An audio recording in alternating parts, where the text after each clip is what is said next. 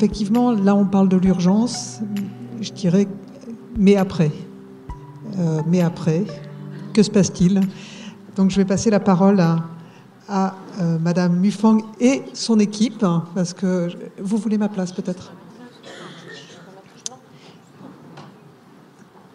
Qui va nous présenter effectivement l'expérience du travail qu'elle a pu mener à l'hôpital Saint-Maurice, c'est comme ça qu'on dit, dans les hôpitaux de Saint-Maurice, aux hôpitaux de Saint-Maurice. C'est mon côté un peu bécassine. On ne connaît pas bien la vie parisienne. Donc, effectivement, aux hôpitaux de Saint-Maurice, avec une équipe qui est bigarrée, qui se présentera au fil de l'eau. Alors, effectivement, on intervient à plusieurs. On est une équipe dont je vais vous présenter l'unité d'abord. Voilà. Ah non, c'est pas du tout ça. Voilà. Qui est donc une unité extra-hospitalière, un centre de crise, comme on dit, intersectoriel, qui est rattaché aux hôpitaux de Saint-Maurice, dans le Val-de-Marne, et qui est constitué de 7 lits pour des adolescents de 12 à 18 ans. Alors, il est inséré dans la communauté, il est implanté à Montreuil, dans un petit immeuble de bureaux de l'autre côté d'une rue qui est à Vincennes. Alors, le CCASA, ça veut dire Centre communautaire d'accueil et de soins pour adolescents, comme il y avait écrit dans la diapo précédente. Alors,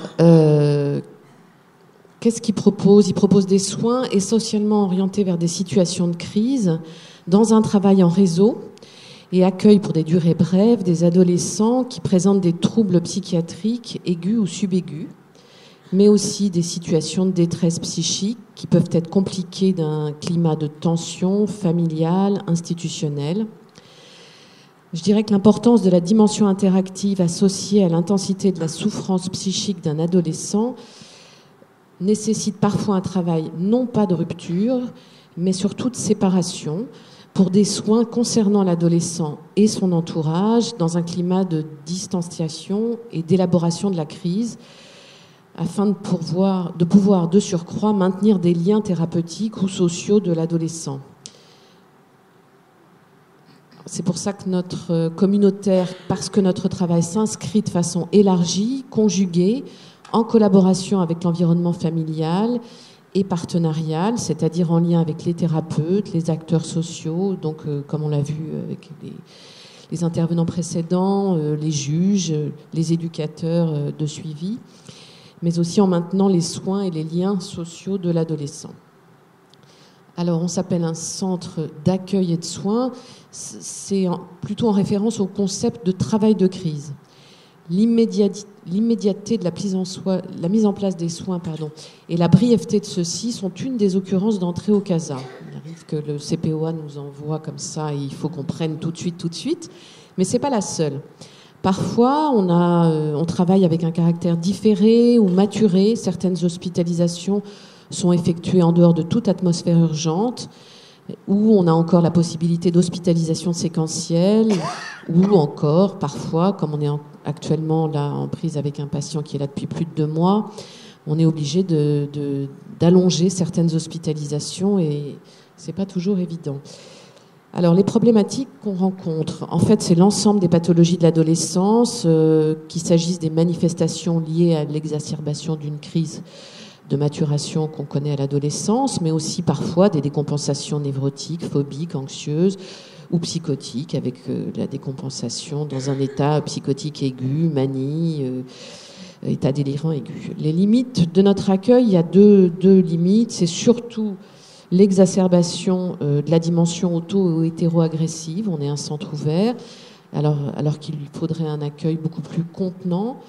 Et d'autre part, des états pathologiques avec nécessité de bilans médicaux ou de soins somatiques intensifs avec un plateau technique. Alors, comment est-ce qu'on rentre au CASA? C'est sur indication médicale, bien que le cas dont on va vous parler n'est pas du tout rentré sur indication médicale, mais celle d'un éducateur référent de l'aide sociale. Alors, normalement, c'est sur indication médicale. Au décours d'un entretien de préadmission, le jeune est accueilli dans l'unité. Parfois, les consultations de préadmission suffisent avec leur dimension d'évaluation et parfois de fonction thérapeutique pour qu'on puisse proposer d'autres modalités de soins que l'hospitalisation prévue à l'origine. L'indication d'admission posée, le cadre thérapeutique est défini pour les adolescents, mais aussi pour leurs familles, et précise la durée qu'on pense probable du séjour, les objectifs de l'hospitalisation, les ressources thérapeutiques, les règles, le cadre de l'unité. En effet, on a un règlement intérieur qui structure le cadre de vie des adolescents, qui institue des espaces de liberté, leurs limites, mais ça nous aide surtout, nous, à travailler, à éclairer, à repérer en cas de débordement. Ça fonde nos réponses sur le plan institutionnel et aussi sur le plan de l'élaboration psychopathologique. Donc l'unité, normalement, est une unité ouverte. Elle est refermée depuis les attentats parce qu'on est juste situé derrière l'hypercachère qui a été attaqué en 2014, 15, oui, je ne sais plus. Le caractère ouvert de l'unité nous oblige à travailler une dimension du coup de contenance symbolique qui sera étayée sur un langage institutionnel cohérent et fiable, ainsi que pour une compréhension de la façon dont chaque adolescent vient loger son discours. Ça suppose un travail partagé, là encore, de l'ensemble de l'équipe, d'élaboration, d'échanges institutionnels, d'analyse, de compréhension des symptômes que déploie l'adolescent. Et c'est le but de nos réunions cliniques hebdomadaires. En effet, chaque adolescent joue sa partie dans l'unité, avec ses mots, un repli, un agir. Il faut alors, pour nous, entendre, essayer de donner du sens à ce qui se déploie dans la clinique du quotidien ou à l'occasion des ateliers qu'on propose, des ateliers d'expression des adolescents. Vous verrez à l'occasion du cas, on va un petit peu détailler à propos d'un atelier. En l'occurrence, on en a pas mal, création, cuisine, écriture, sport, théâtre, sortie, etc. J'ai oublié l'escalade, voilà. Alors les entretiens, comment on travaille? Des entretiens réguliers, individuels avec l'adolescent, mais aussi familiaux avec ses parents ou sa famille, au sens large, vise à repérer les ressorts à l'œuvre dans l'épisode actuel qui a motivé l'hospitalisation et surtout d'essayer de repérer d'éventuels changements à engager pour éviter la répétition. La prescription de médicaments n'est pas systématique, mais elle peut être indiquée lorsque les symptômes d'angoisse, de dépression, délirants sont trop à l'œuvre, envahissants, ou lorsqu'il y a des menaces de débordement agressif. Voilà, donc en conclusion sur ce qu'est le CASA, donc il est souvent utilisé pour des hospitalisations relativement brèves, mais il est surtout perçu comme un lieu pour comprendre, amorcer une stratégie de changement, et j'ai perdu mon fil, amorcer une stratégie de changement à l'usage des adolescents, mais aussi de leur entourage. Elle se manifeste, l'hospitalisation, davantage comme une prise d'écart pour un temps d'élaboration et de relance que comme un moment de rupture dans l'existence de l'adolescent. Donc on va vous parler, on nous avait demandé de présenter une situation situation assez difficile. Bon, elle l'a été un peu. On l'a surnommé un incasable au CASA. Donc, attendez, il faut que je quitte.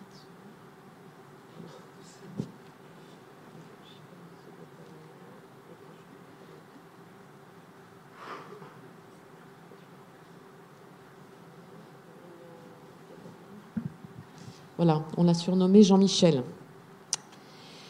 Donc Jean-Michel est né en septembre 2002. Je vous présente sa situation. Mes collègues vont poursuivre, chacun à leur façon, dans leur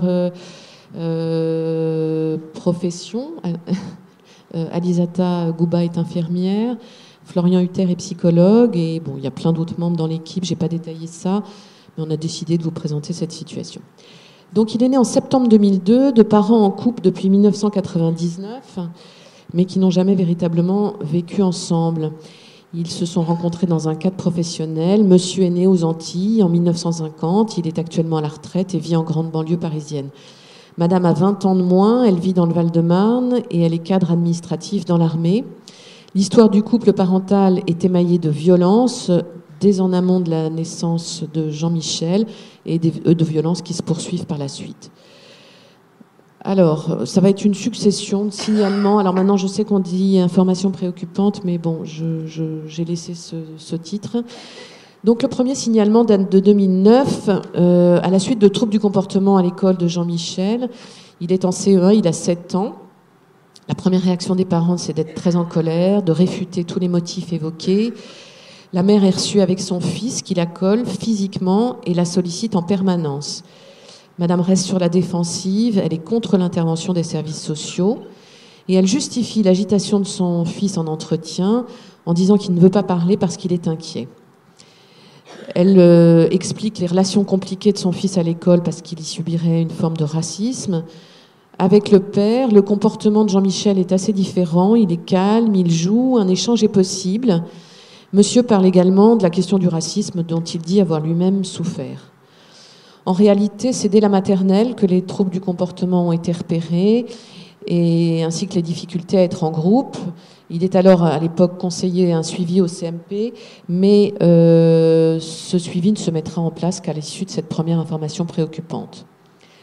À l'époque, le médecin qui le reçoit au CMP relève, je cite, un bouillonnement intérieur, une capacité de contrôle faible, une impulsivité, tous ces éléments pouvant être le signe d'une grande insécurité affective. Le père a une attitude qui peut être menaçante pour Jean-Michel et le lien mère-fils apparaît très fusionnel. Par ailleurs, ce petit garçon n'a pas d'amis et il présente une énurésie nocturne. Donc, à l'issue de ce premier signalement, une première AEMO se met en place jusqu'en septembre 2010, à l'époque où les parents acceptent que leur fils qui est en CE1, ils acceptent en CE2, pardon, une intégration en ITEP, un institut thérapeutique, éducatif et pédagogique.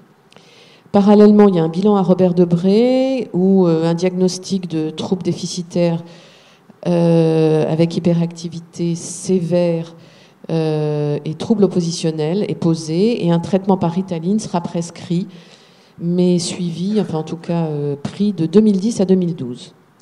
En 2011, on a une deuxième information préoccupante qui émane à nouveau de l'école avec un signalement en urgence au parquet. Jean-Michel a 9 ans, il est en CM1 en école privée. Après plusieurs changements d'école, on note un comportement de toute puissance, il refuse d'écouter, il est violent et grossier avec ses camarades et les adultes.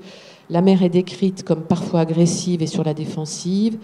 Le directeur raconte un épisode de violence du père dans son bureau après que son fils ait eu un comportement ingérable à l'école. Alors, il y a aussi des dessins qui sont évoqués, qui représentent une femme nue, attachée, qui est retrouvée dans le cahier de l'enfant. Madame accuse la presse qui représente qui met de telles photos dans les journaux. Monsieur plaisante en disant que son fils est précoce. Voilà. Les parents ont interrompu le suivi au CMP. Ils se séparent en 2011. Après plusieurs années de relations empreintes de violence, Jean-Michel reste vivre avec sa mère et le père est en lien avec son fils. Il lui rend visite à l'ITEP et l'héberge très, très ponctuellement. Donc, à ce moment-là, qu'est-ce qu'on constate ? Monsieur reconnaît sa violence. Il explique que pendant les vacances, mère et fils sont partis sans le prévenir, qu'il a frappé madame à leur retour, qu'il a cassé l'ordinateur, déchiré toutes les photos, mis de l'huile sur les murs. C'est la première fois que madame porte plainte pour coups et blessures. Et la première fois qu'elle évoque aussi les coups de monsieur sur son fils, mais ne donne aucune suite à la proposition de visite à domicile. L'enfant, il apparaît méfiant, peu loquace. Il dit que ses parents se disputent sans cesse, se frappent depuis toujours et est en grande souffrance. Un bilan de scolarité complète tout ça. Il est décrit comme arrivant amorphe le matin, sans énergie, et que son comportement change dès la récré, où il est alors très énervé, agité. Les conflits sont permanents dans la cour. Les autres enfants ont peur de sa violence. Il est en état de révolte permanent, ne supportant pas l'autorité des enseignants. Le magistrat demande une expertise psychiatrique. On note une mère qui n'a pas particulièrement de troubles, qui est en retrait dans les échanges affectifs quand même, avec une mise à distance des affects. Elle semble plus solide que monsieur, avec davantage de défense. Lui, le père, est décrit comme un homme présentant un trouble de la personnalité, avec rigidité caractérielle, sensitivité et tendance à la persécution. La relation du couple est décrite comme pathologique, avec un rapport dominé-dominant. Une deuxième AEMO, en 2011, se met en place à la séparation des parents, qui acceptent finalement de scolariser leur fils à mi-temps et lequel Jean-Michel intégrera par la suite en 2012 l'internat de l'ITEP, madame n'arrivant pas à lui poser aucune limite chez elle. Donc après une année scolaire de CM2 en 2012-2013 qui est relativement paisible, le comportement de Jean-Michel se dégrade progressivement en 6e en 2013-2014 et devient totalement problématique en septembre 2014 quand il rentre en 5e. L'AEMO est donc renouvelée en septembre 2014 pour garantir la scolarité et les soins dans les institutions que Jean-Michel a investies. Et par la suite, tout cela continue. En 2014-2015, donc, il est exclu de façon provisoire à plusieurs reprises de l'internat de l'ITEP, puis de façon définitive en janvier 2015. Il manque le collège jusqu'à ne plus s'y rendre en février, après les vacances de février 2015. Un conseil de discipline est prévu parce que Jean-Michel a menacé des élèves à la sortie du collège, mais il ne s'y rendra pas. Et il arrête totalement la prise en charge à l'ITEP après les vacances de Noël, bien qu'il ait gardé sa place à l'internat. Il dit qu'il a du mal à se plier aux règles de vie en collectivité, mais qu'il est attaché à l'équipe qui s'occupe de lui. Il retourne alors vivre chez sa mère pendant 4 mois, de février-mars à juin 2015, mais les relations sont extrêmement compliquées et violentes. Il est alors déscolarisé, sans aucun projet d'orientation. Il se met en danger avec des jeunes qui ont des comportements assez transgressifs. Il est conscient que ça compromet son avenir, que le juge des enfants ne le laissera pas comme ça, continue à se mettre en danger. Madame rentre tard de son travail, il est souvent seul chez elle. Elle convient qu'elle a du mal à lui fixer des règles depuis toujours, se sent démunie et demande de l'aide. Elle donne son accord pour l'accueil de son fils dans une structure éducative en province pour l'éloigner de ses fréquentations, de son attrait pour les transgressions. Monsieur ne répond plus du tout aux sollicitations des travailleurs sociaux. Il semble peu mobilisable et Jean-Michel n'a plus de nouvelles de son père depuis janvier 2015. Donc la situation évolue vers une OPP en mars 2015 et Jean-Michel est placé en famille d'accueil à Arles en juin 2015. Rescolarisé en classe de 4e en septembre, il est exclu au bout de 3 mois après un conseil de discipline pour insulte envers les professeurs. Il est réorienté en SECPA, mais là il est toujours agité, impulsif, des grandes difficultés d'apprentissage. Le bilan du CIO à l'époque retrouve un niveau de CE2, CM1. Il est suivi au CMP d'Arles en groupe photo. Un traitement est remis en place en juillet 2016. Mais en famille d'accueil, ça se passe très mal. Il ne respecte rien, il est agressif, il menace à plusieurs reprises les membres de la famille. Il est mis fin à sa prise en charge au PF en placement familial en juillet, pendant qu'il est en colo. La famille d'accueil révèle alors qu'il a fait des menaces de mort sur les 2 jeunes qui sont accueillis avec lui chez elle, en disant « je vais te crever quand je reviens, je vais te planter en couteau ». Les jeunes disent en fait qu'ils ont été frappés pendant toute l'année scolaire, depuis des mois, par Jean-Michel ou d'autres jeunes qu'il avait envoyés ou missionnés. La famille d'accueil retrouve également des couteaux sous le matelas de Jean-Michel qui alerte sur sa fascination pour les armes blanches.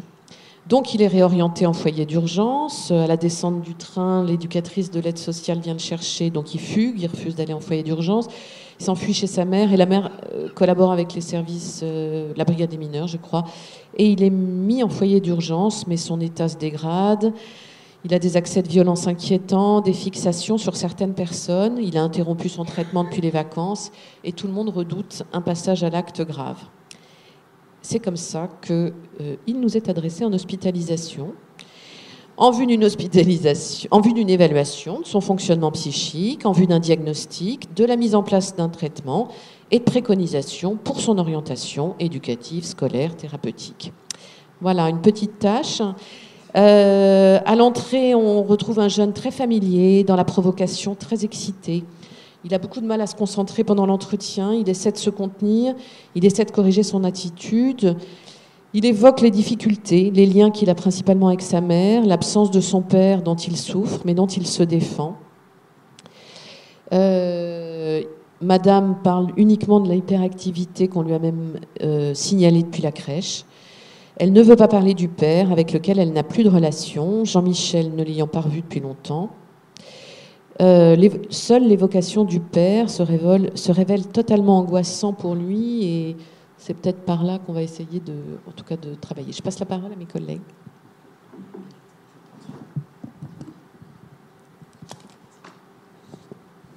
Bonjour, alors moi je suis Alisa Tagouba, je suis infirmière au CASA donc, et je vais vous parler un peu du travail qu'on a pu faire au quotidien avec ce jeune qui nous a beaucoup mobilisés, vous en doutez. Alors, on note chez ce jeune, dès son arrivée, qu'il est immédiatement très à l'aise avec les autres patients comme avec les adultes. Il s'exprime bien, il fanfaronne, parle fort et est dans la séduction avec les patientes. Dès le premier soir, il embrasse une adolescente qui s'est entichée de lui sous le regard des autres jeunes présents dans la pièce commune. Les 3 premiers jours, son attitude n'évolue pas. On relève dans ses propos un vocabulaire très sexualisé et extrêmement cru, avec un besoin constant de réaffirmer régulièrement sa virilité et son hétérosexualité. Ah oui, il ne supporte pas qu'on puisse le traiter d'homosexuel ou de pédé, comme il dit. Alors, il supporte difficilement les moments où il est seul face à lui-même, qu'il s'agisse du temps en chambre ou du coucher. Il sollicite en permanence les soignants et nécessite un accompagnement quasi individuel de tout instant, avec chaque professionnel de l'équipe qu'il peut croiser. Grâce à cet accompagnement individualisé, les règles de l'unité sont à peu près supportées et respectées. Il est capable de venir voir les soignants pour évoquer les motifs de son hospitalisation. En entretien individuel, il peut faire preuve d'une certaine capacité de remise en question, de réflexion, se disant en colère contre lui-même, étant même critique de son comportement inadapté à l'ITEP, dont il s'est fait renvoyer. Il réfléchit souvent à son avenir et se dit inquiet pour la suite, nous exprimant « Je n'ai rien fait de ma vie ». Il affirme sa volonté de voir la situation avec sa mère évoluer et s'arranger. Jean-Michel est demandeur d'une rencontre avec son père pour parler de tout ce dont il a pu être témoin. Je voudrais lui dire ce que j'ai sur le cœur. Néanmoins, à différents moments de son hospitalisation et au décours des entretiens où il est question de son père, il est obligé, après, de décharger sa colère et de demander à aller se défouler dans le sac de frappe. À ce stade de l'hospitalisation, on note une certaine adhésion aux soins. Au-delà de son agitation permanente et de son comportement joueur et taquin, bien que les temps d'ateliers thérapeutiques en groupe restent compliqués, il tient difficilement en place sans pour autant mettre le groupe à mal. Les visites de sa mère dans l'unité se passent plutôt bien dans l'ensemble. Il est capable de se montrer prévenant, attentif et serviable à son égard. Elle le trouve plus apaisé et il peut exprimer d'autres émotions que la colère, qu'il s'agisse de culpabilité et de tristesse, en évoquant les épisodes de violence à l'égard de celle-ci. Il est capable de l'interroger, elle, également, sur son impossibilité à le protéger. Un cadre contenant et sécurisant permet en effet à Jean-Michel de ne pas s'enfermer dans ses pulsions de violence, comme sa mère le lui renvoie quand elle le compare à son père. Après 6 jours d'hospitalisation, le cadre devient difficilement supportable et il commence à le mettre à mal. Nous devons, à tour de rôle, plusieurs fois par jour, le lui rappeler. Il ne peut rester au bout des entretiens. Il en sort contrarié et disant « Je décide de ma vie, je décide de tout », revendiquant son indépendance dans une certaine toute-puissance, alors qu'il n'a que 14 ans, bien qu'il mesure 1,77 m pour 85 kg. L'adhésion aux soins devient plus difficile.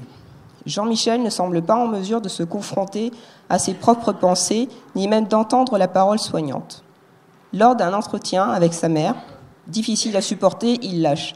Parler du passé ne sert à rien, on s'en fout de ce qui s'est passé il y a 1 an. Il demande sa sortie avec véhémence, s'agite, veut forcer le passage pour s'évader par la fenêtre du bureau, qui se trouve au 1er étage tout de même. C'est la première vraie crise d'agressivité à 7 jours d'hospitalisation. Alors c'est 7 jours qui correspondent à 7 jours de questionnement, 7 jours de réflexion sur soi, de respect d'un cadre assez rigide, qui est celui de notre unité. Mais c'est aussi 7 jours durant lesquels une éventuelle rencontre avec son père est évoquée. Trop de tension que tout cela. Il lui faudra plus d'1 heure pour se calmer, avec la présence constante d'un soignant. Sa mère, que nous avons dû raccompagner un peu rapidement ce jour-là, pour gérer la crise, dit qu'elle n'est pas étonnée de la réaction de son fils, qui est bouleversé à chaque évocation ou tentative de réintroduction du père dans sa vie.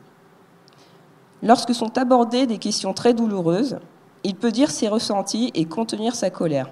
Quand l'adulte ne se positionne pas en miroir, Jean-Michel peut s'apaiser, éviter le passage à l'acte et transformer sa violence. 2 heures après cette crise, il lui est possible de verbaliser combien il est difficile d'être séparé de sa mère. L'absence de perspective au décours de l'hospitalisation lui pèse. Afin de l'aider à supporter ce temps nécessaire d'évaluation, nous envisageons de mettre en place des allers-retours entre le foyer et notre unité. Cela a un effet positif immédiat et il parvient tout de même à se poser dans divers ateliers, écriture, théâtre, cuisine. On va vous parler un peu de ce qu'il donne en atelier théâtre. Bonjour. Alors, il va participer 3 fois à l'atelier théâtre que j'anime avec d'autres collègues. Et très vite, on va percevoir sa grande difficulté à laisser émerger des affects susceptibles de le mettre en contact avec sa fragilité. Peine, deuil, tristesse sont évincés par la dérision et la fuite dans la motricité. En conséquence, nous tentons de l'aider à ne rien faire, afin juste d'éprouver. Comme lors d'un exercice où il s'agit d'essayer simplement de se déplacer, de marcher dans l'espace, habité par un état interne, proposé par les patients, un sentiment, une émotion. Il propose, et cela nous parut très intéressant, la déception.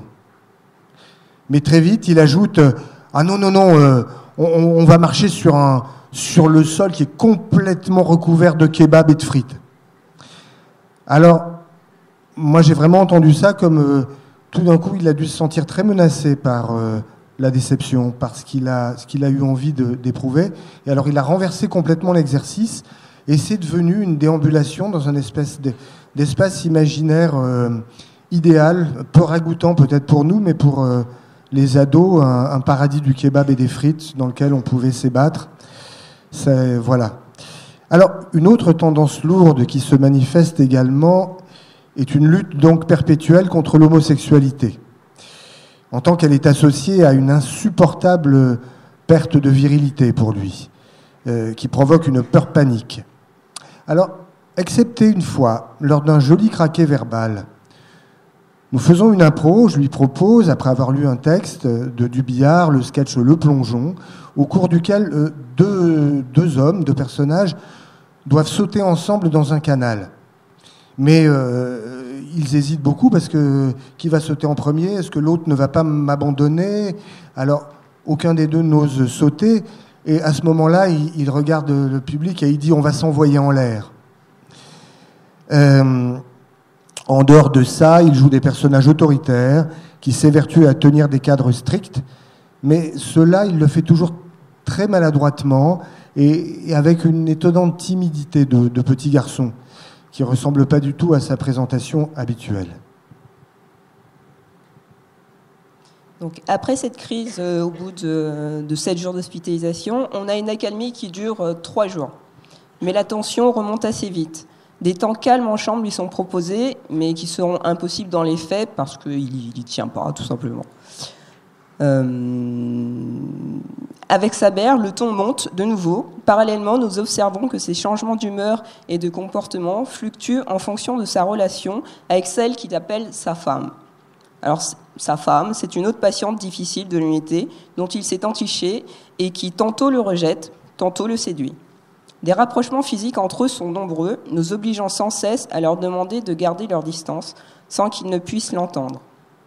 Lors d'un entretien, Jean-Michel est en difficulté pour affronter ses émotions. Il évoque l'épisode où sa mère a porté plainte contre lui pour violence. Il a alors pensé qu'elle ne l'aimait plus. En entretien familial, Madame peut se montrer ambivalente, exprimant le désir de récupérer son fils à l'issue de l'hospitalisation, bien qu'elle soit consciente d'être parfois un défouloir pour lui. Mais elle espère qu'il peut faire la part des choses. Elle tient parfois des propos paradoxaux où la parole de l'adulte n'apparaît ni fiable ni protectrice. Au fil des jours, le recadrage reste incessant et malgré son traitement, Jean-Michel ne se pose jamais. En pratique, le foyer ayant brûlé, les allers-retours seront impossibles. Nous convenons de permission au domicile de sa mère. Seule l'une se passera bien. Dans l'unité, il est plus calme quand sa femme n'est pas là, et il peut alors exprimer sa peine, lui qui n'aime pas se montrer faible. Il n'évoque aucun souvenir heureux, enfant, ni figure masculine à laquelle se référer. Il cherche à préserver sa mère en lui taisant sa tristesse. L'audience chez le juge des enfants souligne une perspective plutôt positive de la suite et appuie la proposition médicale à la suite du CASA, d'un placement en foyer, d'un suivi en CMP, assortie d'accueil de jour en atelier éducatif et d'une remise à niveau scolaire, sans visite médiatisée avec son père pour le moment. L'hospitalisation a aidé Jean-Michel à retrouver un rythme nictéméral, à canaliser son impulsivité afin qu'il puisse rester dans une structure sans trop la mettre à mal. Nous l'avons accueilli, écouté et soutenu pour qu'il puisse exprimer ses émotions sans se sentir faible. Nous l'avons aidé à vivre des bons moments avec sa mère, sans violence qu'il regrette dans l'après-coup. Le travail avec son père donc n'a pu se faire, ce dernier n'ayant jamais répondu à nos sollicitations. Néanmoins, plus le temps passait, plus le cadre devenait contraignant, de plus en plus difficile à supporter. Il est resté dans notre unité 1 mois et il a fallu le travail au quotidien et sans relâche d'une équipe pluriprofessionnelle constituée de différentes personnalités pour arriver à gérer autant d'impulsivité et de colère. Alors Jean-Michel n'a pas encore commis d'acte, l'ayant entraîné trop loin sur la route des comportements violents. Son parcours de soins, parfois chaotique, associe judiciaire, éducatif et thérapeutique, pour tenter de lui permettre de s'inventer un itinéraire bis qui pourrait lui éviter les impasses sans retour du recours à la violence. Alors revenons, si vous le voulez bien, à certains fondamentaux théoriques pouvant nous aider à comprendre à quoi nous sommes confrontés dans la clinique de cas tels que le sien. Cas où l'on retrouve à divers titres le même type d'éléments biographiques de vécu plus ou moins précoce, mais dont les effets délétères sont aussi tristement banals que catastrophiques. Nous l'avons vu, Jean-Michel, dès la petite enfance, fut témoin puis victime de violences intrafamiliales commises par son père sur sa mère comme sur lui-même, avant d'en devenir lui-même auteur. Scènes violentes, répétitives et vécues de façon d'autant plus traumatique qu'elles furent subies sous le regard passif d'une mère sidérée et terrorisée, et en conséquence incapable de tenter quoi que ce soit pour l'en protéger, incapable d'occuper une fonction de parexcitation suffisamment contenante et protectrice.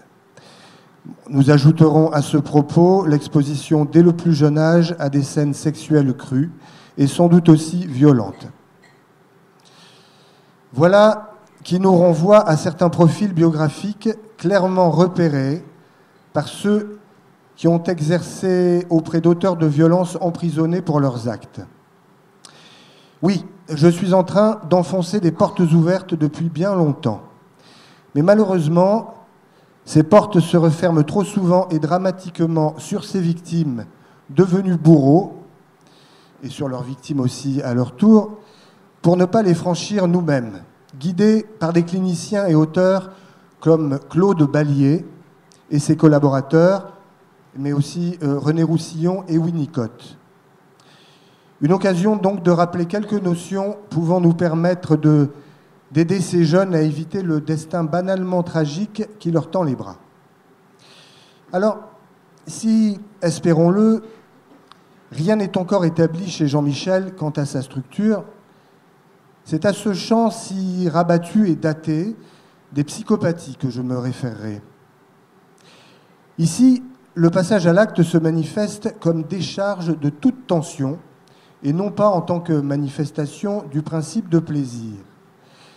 Il a pour fonction de protéger le sujet d'une désorganisation psychique potentiellement psychotique dont il peut se sentir sans cesse menacé. Ce qui se joue lors des passages à l'acte et qui dépasse largement le champ des psychopathies renvoie à la désintrication pulsionnelle, quand l'agressivité rendue libre n'est plus tempérée par le courant libidinal et qu'en conséquence, le sujet perd tout égard pour l'objet. Et cela peut être aussi dans le but de rétablir une frontière stricte entre sujet et objet. Toute menace de fusion le renvoyant à une angoisse d'anéantissement. Mais l'agressivité libre n'est pas sans risque pour le sujet, car livré entièrement à la pulsion de mort, il risque de cette façon-là aussi son propre anéantissement. Alors, il lui faut donc mettre en place des défenses. notamment le rétablissement d'une toute-puissance active faisant échec à la passivité, en s'identifiant par exemple à un personnage familial doté de toute-puissance narcissique. Chez Jean-Michel, c'est l'identification à l'agresseur, le père, qui le protégerait d'une fusion avec cette mère dépressive, nous évoquant la mère morte d'André Green, dont la sidération l'empêchait de protéger les bases narcissiques et identificatoires déjà précaires de son fils lors de la répétition des scènes traumatiques. D'une autre manière, mais pour un résultat identique, je rappellerai aussi le rôle bien connu aujourd'hui du clivage du moi, comme mécanisme de défense face à l'irruption d'un traumatisme dont la force dépasse toutes les capacités de symbolisation, de représentation et d'intégration du sujet. Clivage comme mesure de survie, où le sujet se retire de sa vie psychique, de lui-même, pour ne pas éprouver les angoisses agonistiques provoquées par le traumatisme qu'il subit. Ce qu'il faut bien se représenter, c'est qu'ensuite, tout au long de sa vie, dès qu'une situation expose le sujet au risque d'un retour du clivé, d'une abolition du clivage, le passage à l'acte se déclenche. Et à ce propos, nous l'avons vu, Jean-Michel, présentant une grande fragilité narcissique, peut très vite être menacé et persécuté par le regard ou la parole de l'autre. Vu de son monde interne, la menace est imminente et l'hypervigilance de mise de façon permanente. Alors, avec l'éveil de la puberté, inaugurant le processus adolescent, on imagine aisément les complications insurmontables auxquelles Jean-Michel s'est retrouvé confronté à la moindre frustration narcissique, au moindre conflit avec la réalité externe, le renvoyant à un monde interne, une réalité psychique qu'il lui faut sans cesse annuler pour ne pas se désorganiser complètement. Le défaut de parexcitation va se révéler à chaque situation potentiellement dangereuse. Le parexcitation est remplacé comme par une sorte de catalyseur, d'amplificateur d'excitation, qui le laisse en proie à des pulsions qu'il ne peut contrôler. Nous connaissons l'importance de la résurgence des imagos archaïques à ce moment de la vie et chez Jean-Michel, on peut supposer leur emprise toxique sur sa maîtrise pulsionnelle. Alors une question s'impose, comment en sortir ? Voilà bien après quoi nous courons tous. Alors pour témoigner de la tentative de pratique que nous avons, je dirais juste quelques mots inspirés de Claude Ballier, justement. Comment se constituer en objet externe dont les interventions participeront à l'intériorisation d'un parexcitation, celui-ci permettant au sujet de se confronter à des situations contenant de façon hyper condensée tout ce qui menace sa continuité narcissique et permettant surtout de pouvoir aider à se le représenter. Une capacité de figuration qui peut conditionner l'ouverture vers l'insight et le tout début d'un travail d'élaboration. Tout cela, bien évidemment, au sein d'un cadre institutionnel rassurant et bienveillant et dans un maillage avec les différentes instances que représentent les services éducatifs et le cadre judiciaire. On a pu constater avec Jean-Michel que la mise en place du soin, la continuité de sa prise en charge et des rencontres plus apaisées avec sa mère ont pu faire sens pour lui. S'il peut faire l'expérience que ces passages à l'acte ne détruisent pas la relation, il pourrait peut-être se différencier et se dégager de l'histoire de ses parents. Alors, j'ai retrouvé Jean-Michel il y a quelques jours, dans un autre atelier thérapeutique à médiation théâtrale que je co-anime.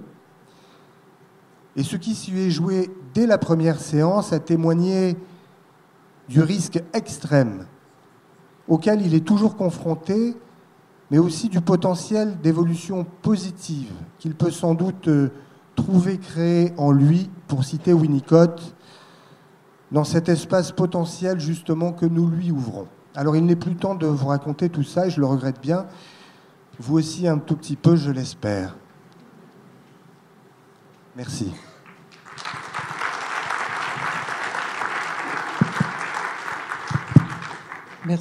Merci à vous trois pour cet exposé clinique vraiment intéressant. Il y a une question que ça, enfin on va passer la parole à la salle, mais il y a quelque chose qui m'apparaît au regard de, enfin deux choses qui m'apparaissent au regard de votre présentation. D'une part, la réalité des symptômes en creux, c'est-à-dire de ce que l'enfant présente, la violence, et puis finalement ce qui fait sa réalité, c'est-à-dire les carences, les violences passées. Et je pense qu'effectivement, pouvoir faire un pas de côté pour aller voir ce que moi j'appellerais des symptômes en creux m'apparaît vraiment important, et vraiment de l'ordre du pluridisciplinaire et de ce qu'on peut faire ensemble. Ça, c'est la première remarque que je pourrais faire. La seconde remarque, puis après on va laisser la parole à la salle, bien évidemment, c'est le problème de la temporalité, c'est-à-dire qu'à aucun moment on entend parler de l'histoire familiale dans le temps, mais finalement on ne sent pas l'urgence, par exemple, de la scolarité, l'urgence d'aller mieux. Et finalement, je trouve que c'est finalement assez salvateur, parce que du coup, ça laisse le temps à l'enfant de se réparer. Et je pense que c'est quelque chose aussi qui, dans les prises en charge qu'on est amené à faire, tant du côté justice que du côté de la santé, le temps va pas à la même vitesse, et du côté des familles non plus. Et c'est quelque chose qui n'a pas été abordé, mais je le soumets à la discussion éventuellement. Voilà. En tous les cas, je vous remercie tous là pour la qualité de vos interventions, et on va passer la parole à la salle. Est-ce que vous avez des questions ?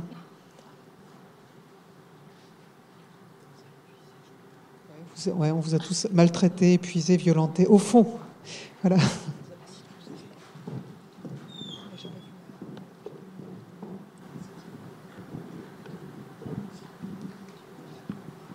Bonjour. Je voulais juste revenir sur... Je vais être un peu terroriste encore. Enfin bon, non. Je vous demande si vous voulez bien vous présenter. Oui. Merci. Donc je suis éducatrice en milieu ouvert à la PJJ. J'avais une petite question, pour tous, mais je voulais rebondir sur ce que Monsieur Charlet vous disiez. Vous avez illustré pas mal de fois la double casquette du juge pour enfants, qui est à la fois au civil et au pénal. Vous avez aussi illustré des situations dans lesquelles vous commencez au civil, le civil se stoppait et il y avait uniquement des faits de délinquance qui étaient suivis par vous-même. Je pense qu'on peut mettre ça en parallèle aussi avec ce qu'on disait ce matin, les jeunes violents qui étaient d'abord victimes, ensuite auteurs. Ça reste toujours quelque chose un petit peu de compliqué dans la prise en charge. Je pensais que c'était important de pouvoir rappeler que si vous expliquiez bien, de temps en temps, pour certains jeunes, la nécessité d'avoir une réponse pénale, et de temps en temps, c'était l'élément déclencheur pour un changement dans la prise en charge et dans les faits, ça peut être compliqué lorsqu'il n'y a pas ce doublon-là. Souvent, on se dit, s'il y a doublon, ça peut être compliqué. Au contraire, pour travailler à la PJJ, on voit bien que souvent, le double suivi permet aux jeunes d'être reconnus en tant que victimes, d'avoir aussi une place d'auteur, puisque, voilà, effectivement, il a été auteur d'actes. Mais c'est, je pense, très important de rappeler que ce doublon-là, il me paraît essentiel dans le travail éducatif avec le jeune. Je ne sais pas si vous avez un avis un petit peu sur ces doubles... Non, mais je vous rejoins, effectivement, je trouve que c'est assez intéressant. La double intervention, assistance éducative et délinquance, ça permet notamment, je pense, d'insister sur la continuité du suivi. Pour moi, le fil rouge, c'est quand même l'assistance éducative. C'est quand même les éducateurs, les éducateurs ou les services qui sont intervenus dans la petite enfance et qui continuent. Et je pense que pas rompre ce lien, c'est important. Et puis quand il y a de la délinquance, ça s'arrête parfois. Souvent, donc, on l'espère. Voilà, on l'espère en tout cas, et donc se donner la possibilité aussi de revenir dans un autre cadre. Mais c'est pas toujours possible et c'est pas toujours non plus pertinent. En fait, je trouve que il faut, voilà, au cas par cas. Mais dans certaines situations, en tout cas, c'est très précieux, il me semble. Ouais. D'autres questions, Paul? Il y a une dame au fond. Allez-y.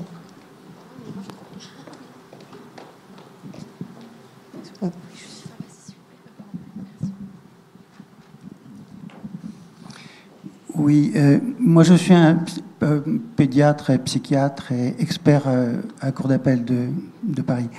Je suis un psy un peu simple, moi. Alors, juste une petite chose. Si on parlait aux oncologues du cancer, le cancer, ils rigoleraient pendant 3 jours. C'est pareil avec la violence. Or, la violence est notamment la position de l'enfant ou de l'ado par rapport à l'adulte ou à l'autorité. C'est une position de tout ou rien. C'est-à-dire qu'à un moment donné, se joue un tout ou rien. Alors, ce que je voudrais demander, c'est comment peut-on faire pour introduire dans ces tout ou rien un peu de hiérarchie des valeurs et de la même manière qu'il y a des violences tout de même qu'on pourrait interpréter comme un peu différentes entre le regard méprisant du voisin et la tournante avec amputation des seins, on emploie, nous, le même mot. La culture emploie le même mot. Alors ma question très rapide est de demander, notamment moi j'aimais bien tout ce que vous avez dit, notamment dans le topo de Xavier Charlet, cette dimension fondamentale qui me semble, à un moment donné, vis-à-vis de celui qui est censé avoir une autorité sur la violence, et notamment le parent. Il y a 2 positions, pas extrêmes, mais je dirais très subtiles et aussi efficaces l'une que l'autre, qui peuvent marcher. Alors peut-être il y a le père ou la masculinité et la mère et la féminité. Il y a bien sûr un moment où on peut dire il faut s'arrêter de ça, de ce qui fait mal. Mais il y a aussi l'aveu de faiblesse. Et les parents et les autorités ont tort, et vous l'avez très bien dit, de ne pas savoir dire à un adolescent armé qui va vous casser la gueule « j'ai peur, je ne sais pas ». Et ça, vous l'avez très bien dit. Entre ces 2 notions d'une autorité cadrante, où il faut quand même avoir un peu de courage, notamment quand on est adulte, et cette position d'un aveu de faiblesse qui n'est pas une indignité de l'autorité.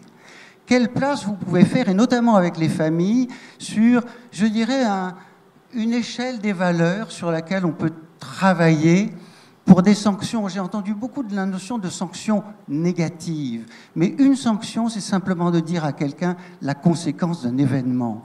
Mais ça peut être une conséquence positive. Il y a des sanctions positives. Je sais bien que dans notre pays, on ne les connaît pas, mais c'est pas grave. Juste avant de passer la parole à Xavier Charlet, c'est vrai que ce qui nous a préoccupés dans la préparation de cette table ronde, c'est effectivement la définition de la violence. Et notamment, on s'aperçoit que la violence sur le plan pénal et la violence qui a été décrite en 2016 dans le rapport de la HAEL, c'est pas du tout la même chose. C'est-à-dire, il y a le problème vraiment de l'intentionnalité. Et du coup, autour de cette table, alors certes, effectivement, parler du cancer pour des cancérologues, ça ferait sourire. Parler de la violence dans cet auditoire, ça peut faire sourire. Mais déjà, autour de cette table, tous les gens qui sont là, peut-être parlent-ils de la même chose déjà. Enfin, c'est vraiment, c'est quelque chose qui nous a préoccupés dans la préparation de cette table ronde. Voilà, c'est juste une remarque introductive. Mais je ne le prends pas. C'était positif, Paul. Les magistrats ne parlent pas tellement de la violence. C'est pas un terme qu'on utilise. On peut parler de violence volontaire, ça, violence volontaire aggravée par telle ou telle circonstance. Là, c'est une infraction pénale avec une hiérarchie en fonction du nombre de circonstances aggravantes. Mais on ne parle pas de jeunes violents ni de la violence en général. Et les réponses sont aussi très différentes d'une situation à l'autre et d'une violence à l'autre.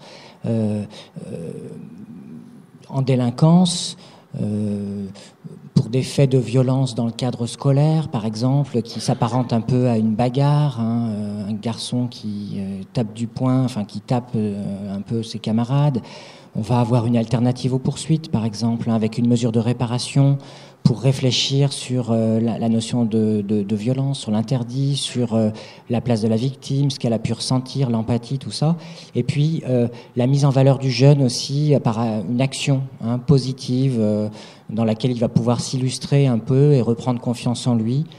Voilà, une alternative aux poursuites, par exemple. Et avec une hiérarchie comme ça, mais vraiment très importante d'intervention et de type de réponse, y compris d'ailleurs dans les alternatives aux poursuites, hein, il y a énormément de choses. Et alors là, je me situe encore même sur un plan pénal, mais on n'est même pas obligé de se situer sur un plan pénal, c'est-à-dire qu'on peut être bien infra. On a souvent beaucoup de violences dans les suivis en assistance éducative et qui ne font pas du tout l'objet de mesures pénales. Et les enfants sont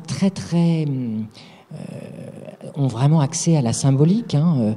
Un jeune, par exemple, qui est reçu dans le bureau du juge des enfants et avec lequel on va aborder l'incident qui a eu lieu dans le foyer, ça a un impact très important quand l'éducateur en parle, quand le jeune s'exprime. Il n'y a pas forcément du tout besoin d'une procédure pénale.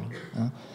C'est vraiment... Donc je crois qu'on essaye, en tout cas, dans le cadre judiciaire, hein, de remettre les choses à leur place. Voilà. Et comme vous dites, il y a des formes de violence très différentes les unes des autres. Je voudrais juste rebondir un instant sur ce que vous avez dit, aussi qui m'intéresse, l'aveu d'impuissance. J'ai l'impression que ces jeunes-là viennent nous dire fais ce que tu peux, hein, fais ce que tu peux, et tu peux pas grand-chose parce que moi, de toute façon, je vais fuguer, je vais continuer à me mettre en danger, je vais continuer à être violent.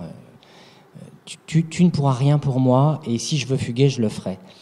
Les professionnels ont tendance à dire coûte que coûte, on va le protéger. Coûte que coûte, mais dans le coûte que coûte, dans quelque chose de l'ordre de la recherche d'une sorte de perfection de la protection. C'est-à-dire que il n'est pas question de ne pas le protéger totalement, pleinement, complètement, et de ne pas y arriver. Et je pense qu'il y a un entre-deux qui est pas du tout de dire on arrête, et surtout pas l'abandon, et surtout pas l'impuissance et l'inaction, mais l'entre-deux, c'est de dire je prends acte de ce que tu mets en place, ça, je n'y peux rien, mais je peux faire des choses. Et ce que je peux faire, je vais le faire, et ce que je veux faire, je vais le faire. Et c'est là, je crois, voilà, peut-être la nuance. Ce que je veux, je le fais. Ça renvoie bien à la toute-puissance de l'urgence aussi. Hein. Oui, mais je vous laisse faire, c'est parfait. Non, mais comme nous, les psys, on dirait que face au passage à l'acte de l'adolescent, vous posez un acte qui a parfois effet d'interprétation et qui peut être comme ça symbolisé ou entendu et qui peut avoir un effet peut-être thérapeutique ou en tout cas symbolique en tout cas. Oui. Je pensais que peut-être que violence n'est pas un terme psychiatrique, violence n'est pas un diagnostic. Donc c'est pour ça qu'on peut pas dire, il y a plusieurs, rapporter ça aux oncologues parce que c'est pas une maladie, la violence. Et en tout cas, on a suivi l'évolution des choses où il y a longtemps, on parlait par exemple de traiter l'agitation en psychiatrie. Aujourd'hui, ça n'existe plus. Plus personne ne parle de l'agitation. On ne parle que de la violence, de l'observatoire de la violence, etc. Or, la violence, c'est quelque chose qui se définit, comme vous disiez tout à l'heure, aujourd'hui sans intention de violence, c'est-à-dire, au fond, uniquement par ses conséquences sur l'autre. Ça veut dire que c'est aussi la vulnérabilité de l'autre par rapport à ce qu'il peut ressentir de violence. Enfin, ça se voit énormément dans les institutions, dans nos services d'urgence là, dont je vous parle. On peut utiliser quelquefois, devant des situations de grande violence, la contention, ça existe. Et je m'étais aperçue qu'un patient peut être contenu parce qu'il est menaçant, et un autre contenu tout de suite après, alors qu'il n'a rien fait. Simplement, il a dit « Ah, est-ce que je peux ?» Et à ce moment-là, l'autre se sent agressé. Donc c'est vrai que là, on n'est pas dans une définition médicale du tout. Je trouve, moi, que ce qui a été dit depuis ce matin est quand même très nuancé par rapport à la violence. Et je notais notamment l'exposé de Doudeville de ce matin, qui était absolument remarquable sur tout ce qui peut être dit. Donc voilà, je suis moins pessimiste que vous. Merci. Est-ce qu'il reste une question dans la salle ? Donc, on est parfaitement dans les temps. Donc je vous remercie vraiment très chaleureusement pour la qualité de vos interventions. Et la journée va se poursuivre. On laisse la place aux intervenants suivants.